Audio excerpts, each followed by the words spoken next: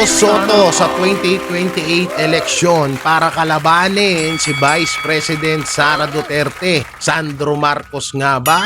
At Vico Soto or Marcos Jr. and Vico Soto sa 2028 presidential election. Naku po, mga barateros, mga kabiyaya, ito talaga grabe to. O, kasi kahapon po, mukhang nadudulas itong mga to na si Auntie Claire at si ang magtatandem, si Marcos Jr. sa 2028. Ang mangyayari ata, ito atang si Marcos Jr. ay bababa bilang vice presidente at si Auntie Claire naman ang magiging president. Aba? So ngayon may isang nabulgar na pilit na itinatago na itong ang maaaring tandem ni di ko lang alam, hindi pa man 100% sure kung si Marcos Jr. nga ba or si Sandro Marcos ang magiging katandem ni Vico Soto sa darating na 2028 na presidential election. Aba, grabe to. Kaya pala nung mga nakaraan, sabi nila ibaba daw sa 30 to 35 years old ang pwedeng tumakbo, ang edad na pwedeng tumakbo sa sa pagiging presidente. Ganito pala yung ganito naman pala yung kanilang plano. Halimbawa, grabe no. Ang tindi talaga. So talagang ayaw na nila talagang pakawalan ang kanilang ang kanilang posisyon. So ganun nga naman talaga kapag si Marcos Jr. ang magiging Vice President, tawag dito, hindi siya makakasuhan, hindi siya makukulong sa mga kawalangyaan na ginawa niya rito sa bayan natin. At kapag si Sandro Marcos naman at si Vico Soto ang magtatandem, ganun pa rin, ligtas pa rin ang mga kawatan at ligtas pa rin ang kanyang ama na si Marcos Jr. So ang tindi nito mga barateros, mga kabiyaya. At syempre bago natin to simulan, don't forget to like, share, comment, and subscribe sa ating YouTube channel. Pipindot na lang din po yung bell button para lagi kayong updated sa ating mga video araw-araw. Yung pag-like nyo po, napakalaking tulong po nun para sa para sa ating YouTube channel. At may tumawag pa, pasensya na. Pero alam nyo mga banateros, pag napapanood ko si Marcos Jr. sa mga video, alam nyo, nagiging matalino talaga ako. Feeling ko ang tali-talino ko. Hindi kasi, grabe, alam mo yun, yung tipong katulad na lang nung sinabi niya na ang basura daw, alam mo yun, yung puro niya katangahan na pinagsasabi lalong-lalo na dun sa lalong-lalo na dun sa basura na nilagyan daw ng basura kaso wala daw basurahan, kaya yung basura hindi daw nalagyan ng basurahan. Hindi, sa totoo lang kapag napapanood ko si Marcos Jr., sabi ko grabe no, akala ko ang tanga-tanga ko. Yung pala ang talino ko pala. Kasi etong presidente walang kwenta magsalita, na di hamak na mas magaling pa ako magsalita, at kahit ako na hindi ako nakapagtapos ng pag-aaral, hindi ko kayang sabihin yung ganun. Pero mo sasabihin mo yung kaya nagkaganyan yung basura kasi naglagay ng basurahan pero walang basurahan. Di ko alam kung ano ng kabangagan ng nangyayari sa utak ni Marcos Jr. Kaya sabi ko, feeling ko, tali-talino ko, sabi ko. Tangina, talagang masasabi mo na, alam mo yun, yung tipong kahit hindi ka matalino, parang mas deserve mo pa maging presidente kaysa kay Marcos Jr. Ang titindi kasi ng mga pinagsasabi niya ngayon no? Tapos alam mo yun, yung mga simpleng question lang, simpleng tanong lang sa kanya, hindi niya masagot ng rekta, pautal-utal, nagtududubidap-dap. Idol niya kaya si Willie Rebillame. Di ba mga banateros, puwera lait po puwera lait. Hindi po ako naninira at hindi po ako nanlalait, pero grabe, ang tindi na nung kabubuhan ni Marcos Jr. Di ba, napakasimple lang nung tanong sa kanya.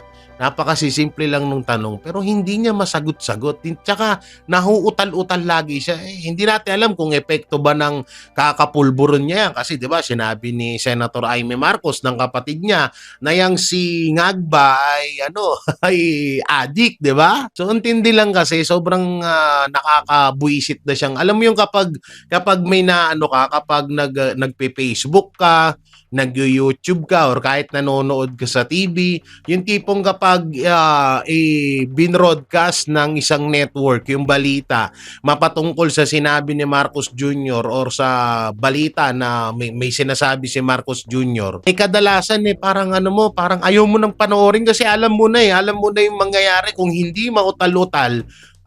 Puro pambubudol yung ginagawa at kung ano-ano na lang yung pinagsasabi niya kesyo ganito, kesyo ganyan. Alam mo yun, sobrang nakakabaliw. Nakakabaliw na tong si Marcos Jr. Pero akala talaga natin dati ang pinaka-worst president si Noynoy Aquino, pinaka-lutang na vice president si Leni Robredo. Puta na, yung pagiging worst at pagiging lutang pinagsama sa iisang katawan at ang naging bunga ay si Marcos Jr. Putay na kasi, sino kasi naglagay ng basurahan na yon? Sino kasi naglagay ng basurahan na yon na bakit hindi mo nilagay at bakit nailagay mo doon? Ang gulo, di ba? O ganyan na ganyan yung statement ni Marcos Jr. alak ng teteng. Ang ina, sabi ko habang pinapanood ko, putang ina kasi minsan kasi shoutout sa inyo sa mga ano ba tawag doon yung mga nag-aalaga ng presidente? Ano ba 'yan? PS basta yung mga taong nasa likod ni Marcos Jr., yung mga umaalalay, yung mga nagsasuggest ng mga gagawin, ng mga itatanong. Nasusunod naman kasi pakainin niyo muna. Tangin na kasi laging lutang wala ka nang ibang maisip na sasabihin niya kundi puro katarantaduan 'di ba? Yung bagyo kailangan i-schedule.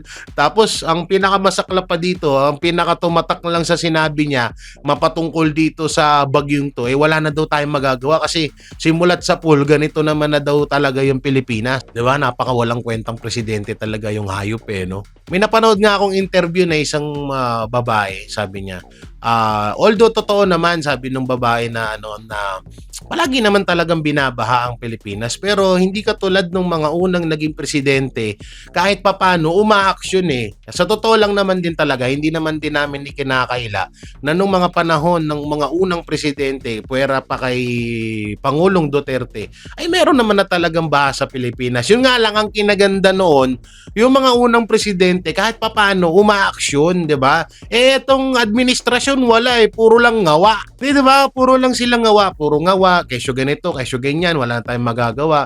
Kesyo yung bagyo hindi nagpapa-schedule pag dumarating ng Pilipinas, puro kabobohan. Tapos yung mga bopong mga vlogger, proud na proud pa. Sa bagay, pero ang galing talaga. Ito sinabi ko na to. Ang galing talaga ni Marcos Jr. kasi kauna-unahan sa kasaysayan na napagsama-sama niya lahat ng mga tangang politiko at mga tangang tao sa iisang koponan. Mo, tanga yung mga congressman na naniniwala sa kanya, tanga-tanga yung mga naniniwalang mga senador sa kanya, mas tanga-tanga yung mga vlogger na nagtatanggol sa kanya at mas tripling or 1 trillion na katangahan yung mga naiilang mga supporters pa rin na naniniwala kay Marcos Jr. Puta na, lahat na lang ng katangahan, sinalo nyo lahat.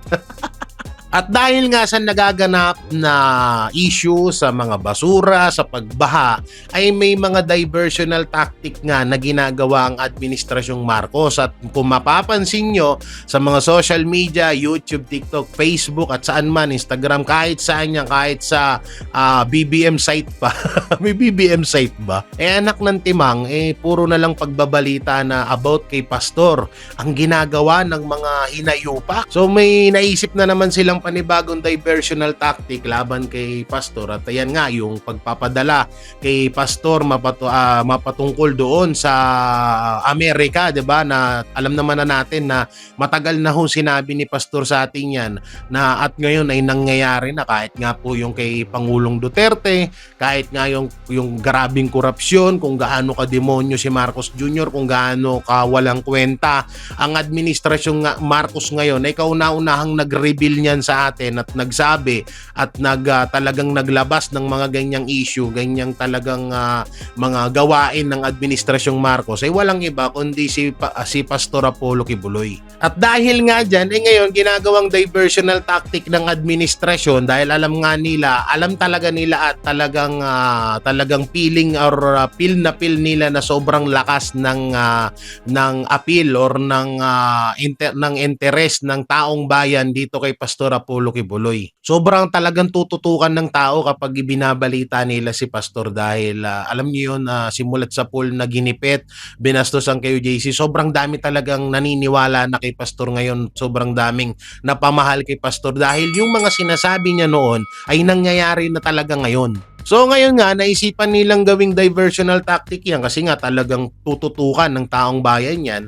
At yung impeachment naman ni Vice President Sara Duterte, nawawalan na rin tayo ng gana panoorin yun kasi unang-una, pera natin yung ginagastos doon sa walang kwentang trial na yan, na alam naman na natin na kung impeachable lamang or kung impeachment lamang ang usapan, ay di hamak na dapat may impeach yung iba pang mga sangay sa gobyerno, lalong-lalo na si Marcos Jr., di ba? So ayan na nga yun mga banateros, no? Yan nga yung ginagawa nilang diversional tactic ngayon na paulit-ulit, sabay-sabay yung mga bayarang mga media na ibinabalita yung mapatungkol kay Pastor Apollo Kibuloy at sa pagpapadala sa Amerika nito. Kasi yung impeachment kay Vice President Sara Duterte, wala nga eh. Kaya ang nangyayari ngayon ay nag-iisip sila ng mga panibagong diversional, kagaya na lang nung pag ano na lang kay Pastor, 'di ba? So paulit-ulit nilang ibinabalita, wala daw silang kinalaman pero paulit-ulit nilang ibinabalita. At talagang mahahalata mo yung galawan ng ibang mga bayarang mga mainstream media. Sabay-sabay at may mga dagdag bawas pang ikinukwento sa mga post nila. Kaya talaga dapat yung mga bayarang mga mainstream media, yung mga bayarang mga vlogger, mga bayarang mga pages, dapat singilin din natin yan sa darating na 2028 kapag si VP Sara na ang presidente ng bansang Pilipinas. Dapat singilin yan, dapat panagutin din yung mga yan, ikulong o kaya siguro doon naman sa mga vlogger na mga bayaran, hindi naman na siguro sapat yung sila, firing squad. Siguro dito sa mga mainstream media naman, isarado na lang yung kanilang mga network, 'di ba? Kasi yung pagtanggap mo ng pera ng taong bayan sobrang laking kasalanan 'yan para sa konstitusyon natin, sa batas natin. Sobrang laking kasalanan 'yan sa mga kababayan mo. Kasi biruin mo yung mga lalong-lalo na sa mga OFW na talagang todo kayod sa ibang bansa, tapos kayo-kayo lang ang nakikinabang sa binabayaran nilang mga buwis. Tangina, sobrang niya, kaya dapat panagutin talaga yung mga hayop na yan. At marami nga akong nababasa at meron din na nakakapagsabi sa akin ng mga kaibigan, mga tropa, mga followers na sobra daw akong mag-ingat kasi nga grabe daw yung mga binibitawan ko salita, grabe daw yung mga kalabang ko dito, so hindi talagang kung delikado ay delikado. So totoo naman po talaga, delikado naman talaga yung kalagayan namin ng mga banateros dito. Pero yun nga yung sinasabi namin na ako kasi handa akong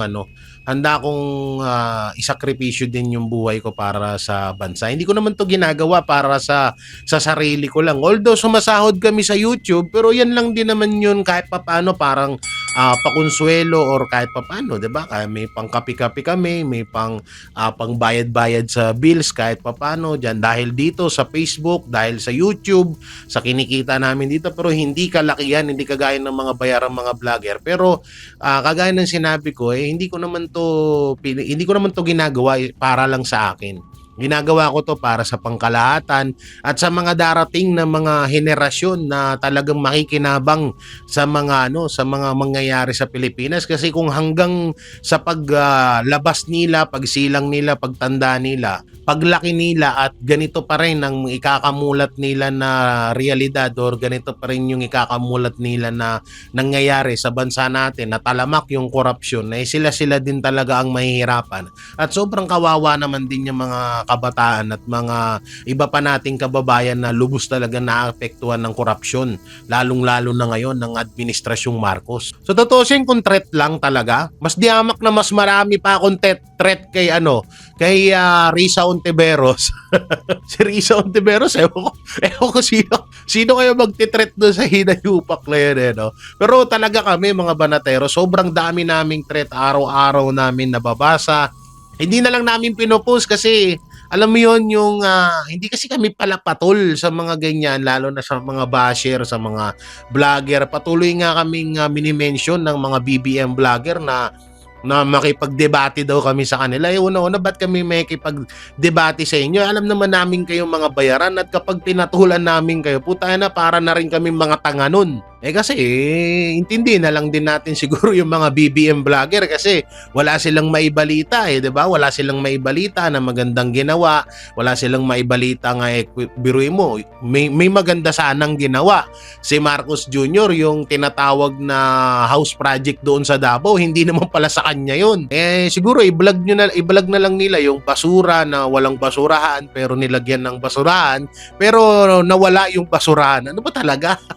So kaya yung mga BBM vlogger, kami ang pinupukol. Kasi may issue ako yung sa ano daw, 13 anyos daw, na binuntis ko daw. Kasi ganyan po tayo na, di sana nakakulong ako, di ba?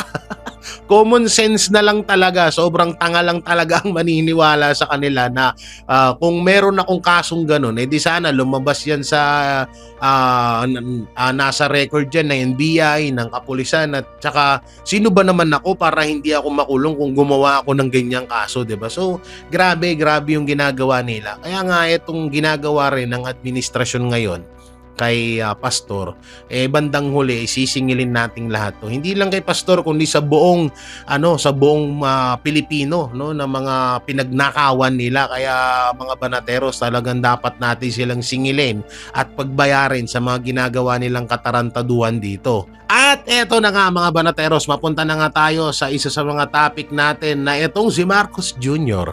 ay wala daw pakialam sa mga survey. Walang pakialam daw si Marcos Jr. dito sa survey. Bukod sa wala kang pakialam sa survey, wala din pakialam sa'yo ang survey. So tutusin nga lang kung pwede ka na lang talaga, kung pwede na lang na wag kang isali sa mga survey, gagawin nila. Kaso, syempre, yung ibang mga nagsusurvey, kapag hindi ka nila sinali, kabastusan naman na siguro yun, di ba? Wala kang pakialam sa survey kasi wala namang pakialam sa yung tao. Wala kang pakialam sa survey kasi wala namang may gusto sa'yo. Talagang wala kang pakialam sa survey kasi lagi kang kulelat, lagi kang laglag. Kapag tumakbo nga, kapag nag-declare nga siguro si Banat Bay ng pagiging presidente, mas mataas pa yung makukuhang trust rating sa'yo ni Banat Bay. Tangilang yan, wala daw siyang pakialam sa survey. Akala mo naman may pakialam kami sa'yo, ulol. Akala mo naman to, akala mo kung sino ang putay na. Talagang wala kang magiging pakialam sa survey. Yung survey nga mismo, walang pakialam sa'yo. Tangilang talaga to. May no, may masabi lang. At kagaya nga niyan, sabi nga dito ni Auntie Claire, si Auntie Claire nga ay nagbabala. Na sabi niya, yung mga nagsusurvey daw ay humanda daw. Parang pinagbabantaan ni Auntie Claire. Dahil daw tong mga nagsusurvey na daw to ay nagma-mind condition daw sa bawat Pilipino. Mina-mind condition daw ang bawat Pilipino. Anak ng teteng Auntie Claire, kung ayaw mong gawin sa iyo, wag mong gawin sa iba. Pakyo ka. Ano yan, Auntie Claire? Takot ka sa sarili mong munto? Di ba gawain nyo yan?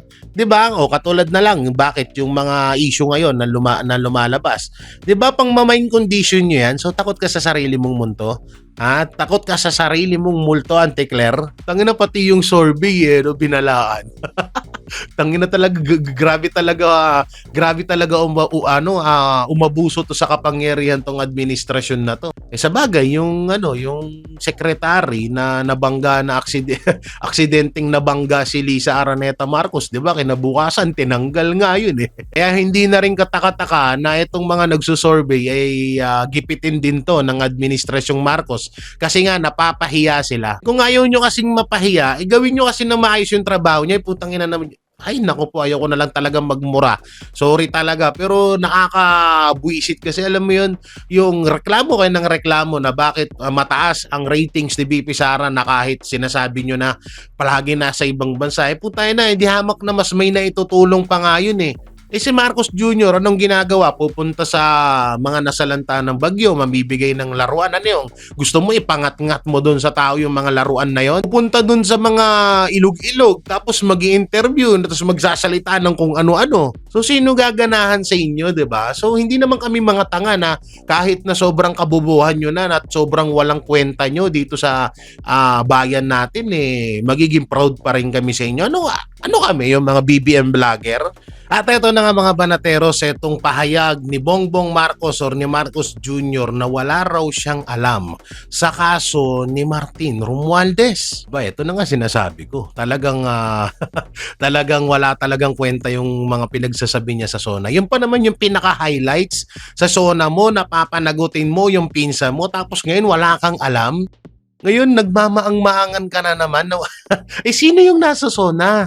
Sino yun? Si Bobong Marcos? Hindi kasi, 'di ba ang pangalan niya, Bongbong Marcos. So, yung nasa SONA nung nakaraan, si Bobong Marcos 'yun. Tangina, ito na naman no. Binabaliw na naman tayo ni Marcos. Kung ano na naman pumasok sa utak mo ikaw nagsabi nun, tapos ngayon sasabihin mo, wala kang alam doon sa kaso ni Martin Romualdez. Ano ba talaga? Pinagloloko mo talaga kami, no? Sarap mong, pwede lang talaga mambatok ng bobong presidente, gagawin ko talaga. Bawal lang buwisit na yan. Nakakainis kasi. 'Di ba? Hinihiling natin maayos na presidente, maayos na leader. Putang ina, binigay sa atin baliw. Putang ina, bakit kasi baliw yung binigay? Si BP Sara kasi. Bakit ka kasi nauto nitong mga to? O baka may mga may mga magalit diyan. Ito ay ano lang naman, 'di ba? Hindi ko naman tapos na 'yon, yung issue na 'yon. Alam naman na natin na talagang pinagsisihan ni BP Sara 'yan.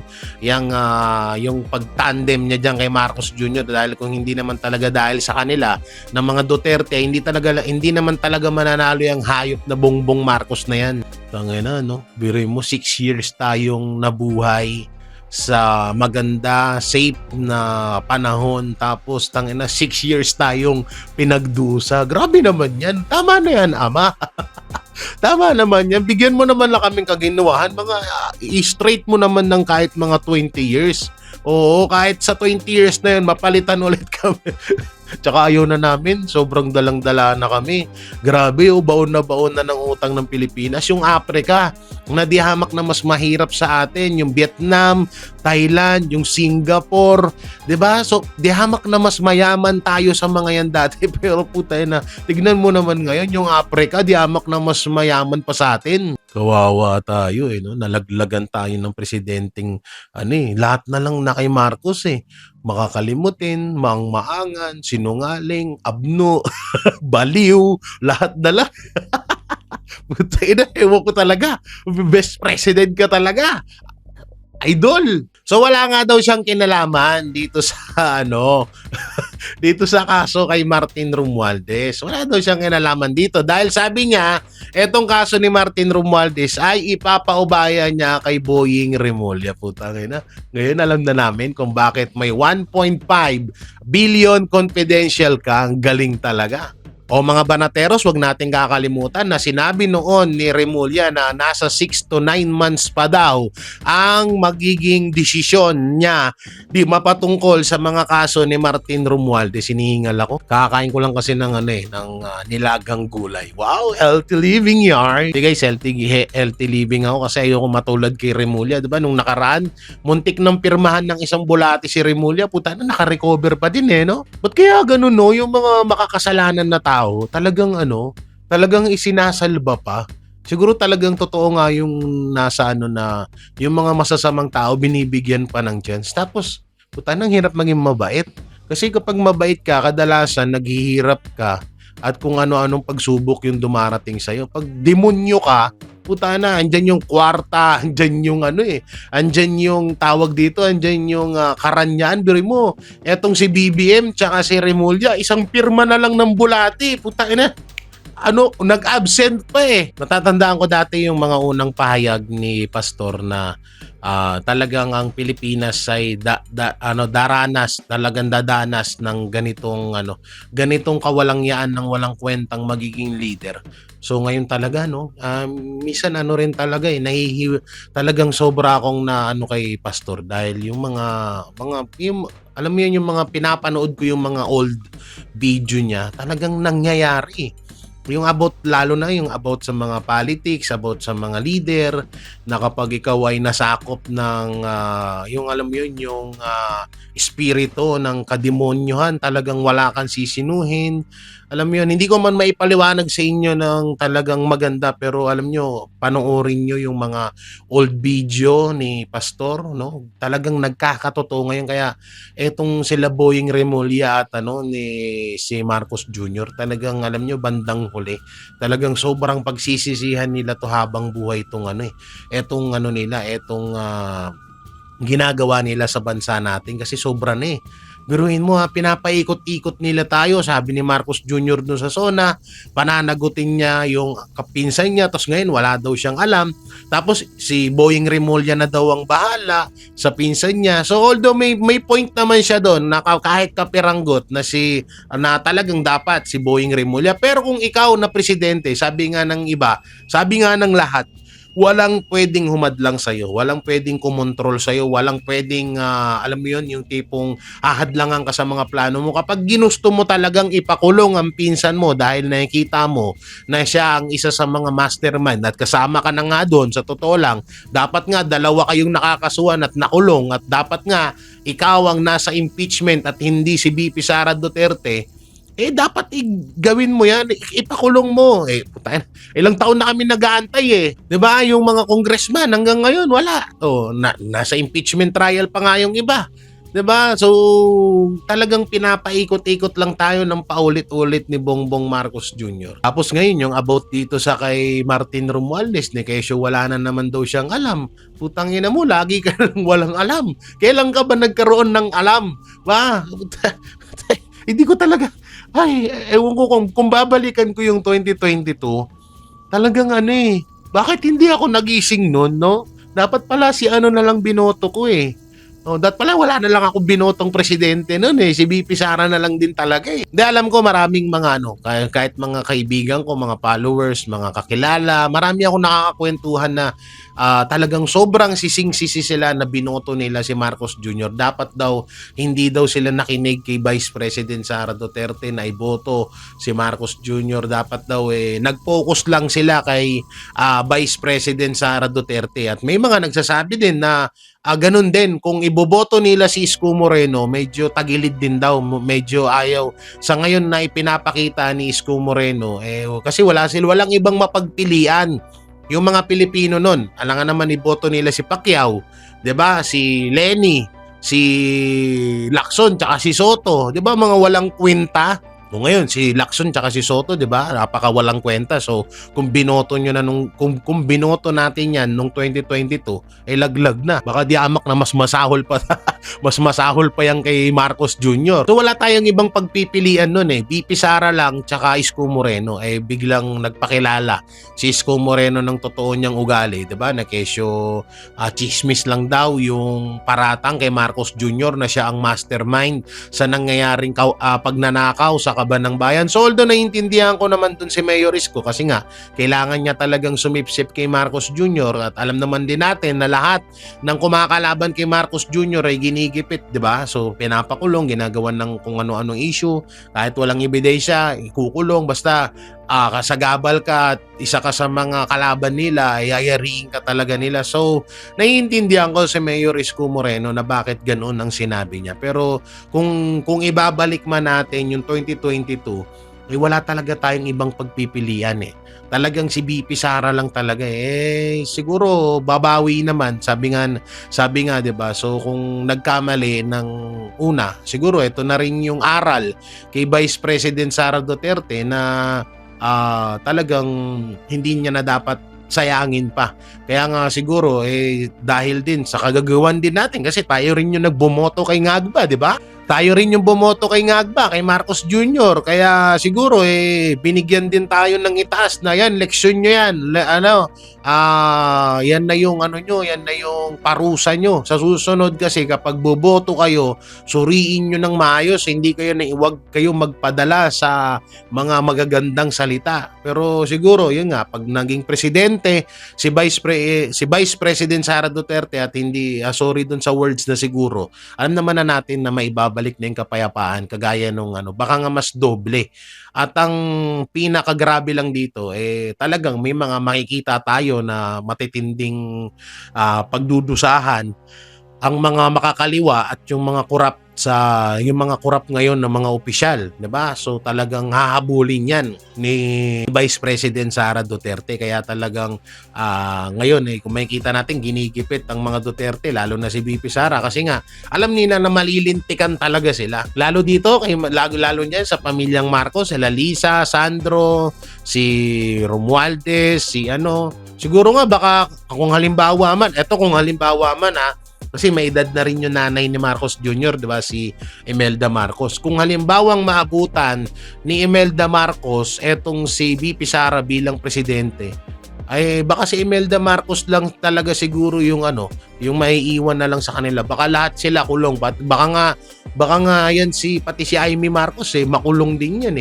malay natin, baka totoo nga yung bali-balita na hinuhudas niya talaga at binibenta niya si VP Sara at si Senator Bato de la Rosa sa kanyang kapatid, di ba? So talagang grabe yung grabe talaga yung dadanasin nila kapag si VP Sara Duterte na yung presidente. Kaya ngayon, talagang naghahanda sila ng gusto para hindi mangyari. At dahil nga dyan, eto na nga yung magiging katandem ni Marcos Jr. sa 2028 election.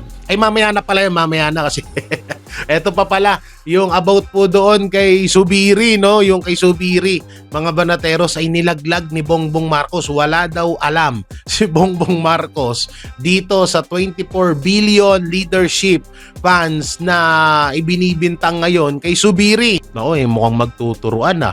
Mukhang ituturo ni Zubiri si Marcos Jr. Tapos ipapakulong siya ni Marcos Jr. para siyempre para lumabas na at para hindi na siya makapagsalita against to Marcos Jr. Ang gandang laban ito. So mukhang may panibagong maglalaglagan, no? So wala daw alam si lagi naman ano pa bang bago, Jay? Lagi namang walang alam si Marcos Jr. Ano pa bang bago diyan? Wala lang bago diyan. Wala lagi siyang walang alam O ngayon, inuunti-unti na kayo. Di tama ang mga sinasabi ko palagi na kayo ay mga puppet lang ni Marcos Jr. At bandang huli, kapag magigipit na siya, kayo din ang ilalaglag niya. O kita mo kay Zubiri?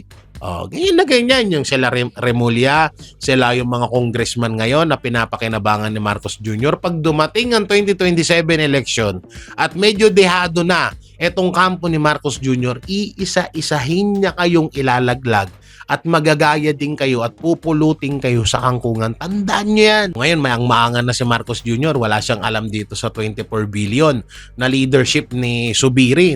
Binibintang pa nila doon sa dalawa, kay Senator Padilla at kay Senator Bongo. Wala nga mga budget yung mga yon. Yari kayo talaga dyan, yung mga puppet ni Marcos Jr. ngayon. Lalaban kayo kapag wala nang mapakinabangan sa inyo. Sila De Lima, sila Jokno, Luistro, yung mga congressman dyan, sila Trililing, yung mahaba-baba, yung mga lahat kayo, talagang lang kayo kasangkapan lang kayo ni Marcos Jr. At bandang uli, kapag nagipit siya, kayo yung gagawin niyang sangkalan para makaligtas siya sa mga kapahamakan na mangyayari sa kanya. Lilinawin ko lang yung kapahamakan na ibig sabihin yung kakaharapin niyang kaso kapag wala na siya sa termino niya. Hindi, malamang sa malamang 2027, umpisa na yan, nagtuturuan na yung mga yan. Nagtuturuan na yung mga yan, kesyo si ganito, si ganyan, at sasabihin lagi niya ni BBM, wala siyang alam. Kahit yan si Auntie Claire, ako na nagsasabi sa inyo, kahit yan si Auntie Claire, grabe, talagang pupulutin sa kangkungan niya. Wala. Pagtapos ng termino ni Marcos Jr., kahit na tumakbo pa bilang presidente yan si Auntie Claire, wala yan, pupulutin sa kangkungan, tapos ang karir niyan. Yung perang naipon niya na di umano may pondo rin siya na 2 billion. Ubus yan. Hindi mo mapapakinabangan yan. Promise yan. Hindi ako nagbabanta pero ayan din kasi yung nakikita ng halos lahat ng mga Pilipino. Kapag si VP Sara Duterte na ang nakaupong presidente, talagang hahabulin kayo. At talagang pati kami kasama dyan. Pati kami kasama dyan sa hahabol sa inyo. No? Dahil ngayon wala kaming Wala kaming porma ngayon. Hanggang ganito lang kami sa pagbabalita. Ano, kaming mga ordinaryong mga Pilipino. At talagang ibubulgar naming lahat. At hindi kami hihinto na ibulgar yung mga baho nyo kahit nabuhay pa namin yung kataya dyan.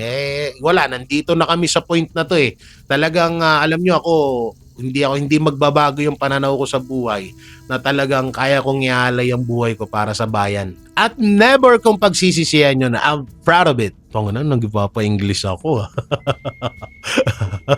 Ito ba yung epekto ng puro gulay? Kung tumatalay-talino ako ngayon no? Putang ina nga. Ikaw, Bongbong, kung gusto mong tumalino, tigilan mo yung kakapulburon mong hayop ka. Sinasakop na ng pulburo, nagiging lumot na yung utak mo. Yung basurahan, walang basurahan, pero may basurahan. Ulul! At dito na nga tayo mga panateros sa itong pagtakbo ni Marcos Jr. bilang Vice Presidente. At sino nga ba itong magiging Presidente at Vice Presidente? At magiging katandem ng mga Marcos sa darating na 2028 election laban kay Vice President Sara Duterte. At eto na nga, may mga bali-balita kasi kung isipin nyo, pwede rin talagang mangyari dahil etong mga taong babanggitin ko ay talagang kinakaayawan at kinakamuhian ng sandamakmak na mga Pilipino ng buong sambayanang Pilipino dito sa Pilipinas. O ganito, kung halimbawa man na maging Vice Presidente si Marcos Jr., ang gagawin niyang presidente, sino? Si Tulfo? Putay na, sinusuka. Ultimong kapatid niya nga, sinusuka siya eh. Mga Pilipino pa kaya? O sino? Si Anli Virus, si Ontiveros. Putay na, hindi nga tumataas-taas yung survey nung gagang yun.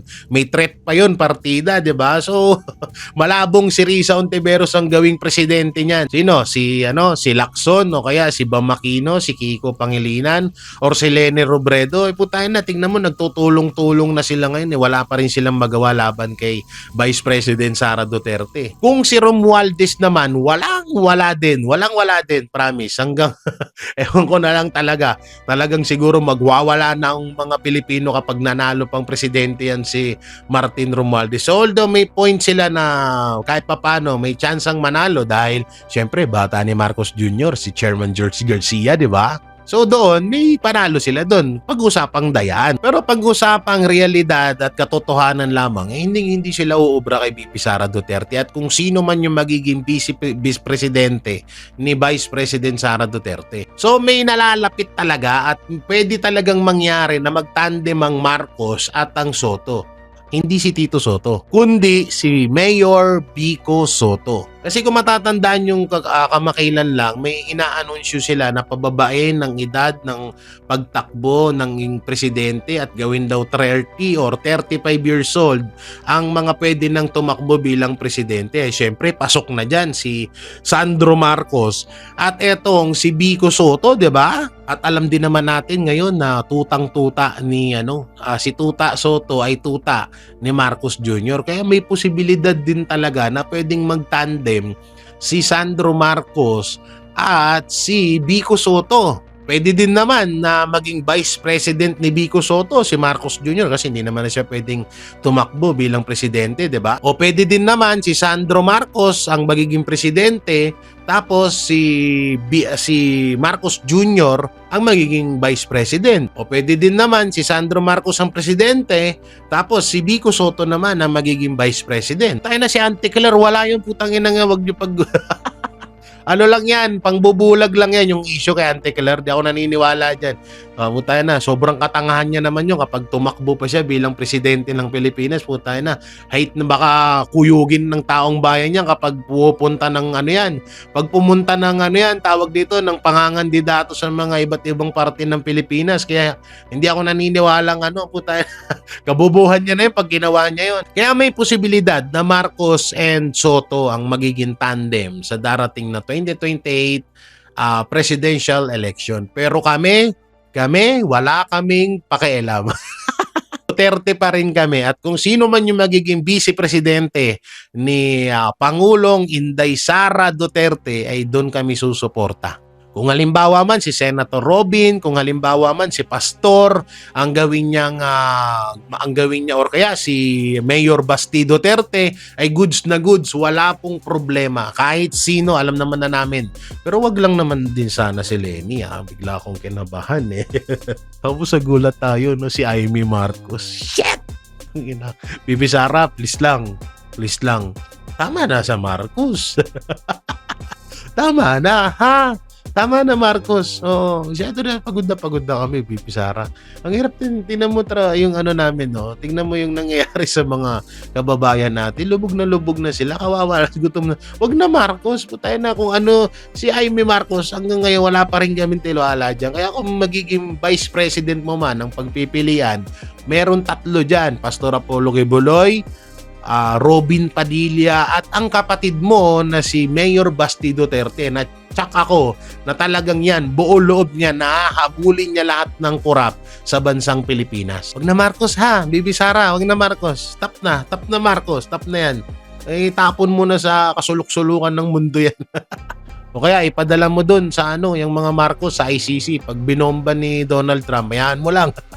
So yung mga barateros, mga kabiyaya, ano pong may kukomento nyo sa mga napag-usapan natin, comment nyo lang po dyan sa baba. At syempre, don't forget to like, share, comment, and subscribe sa ating YouTube channel. Pipindot na lang din po yung bell button para lagi kayong updated sa ating mga video araw-araw. So kayo, ano pong magiging komento nyo sa darating na ito, yung grabing viral news na na Marcos and Soto in 2028. Oo, sino ba sa mag-amang Marcos ang magiging katandem ni Mayor Vico Soto? At ito ba ay uubra at aarok sa tandem ni VP Sara Duterte at kung sino man yung mapili niya bilang vice presidente sa darating na 2028 presidential election. So comment nyo lang po niya sa baba at ating babasahin niya. Siyempre, sa lahat ng mga OFW, Hero Abroad, sa panig ng mundo, mega love shoutout sa inyo. Mag-ingat po kayo palagi. At sa lahat ng senior citizen at sa lahat ng patuloy na sumusuporta sa Banateros Brothers, SMNI, sa kay Pastor Apollo Quiboloy, sa lahat, sa kay OJC, sa pamilyang Duterte, at syempre sa aking YouTube channel. So maraming salamat. Ingat po kayo palagi. God bless and peace and bye-bye.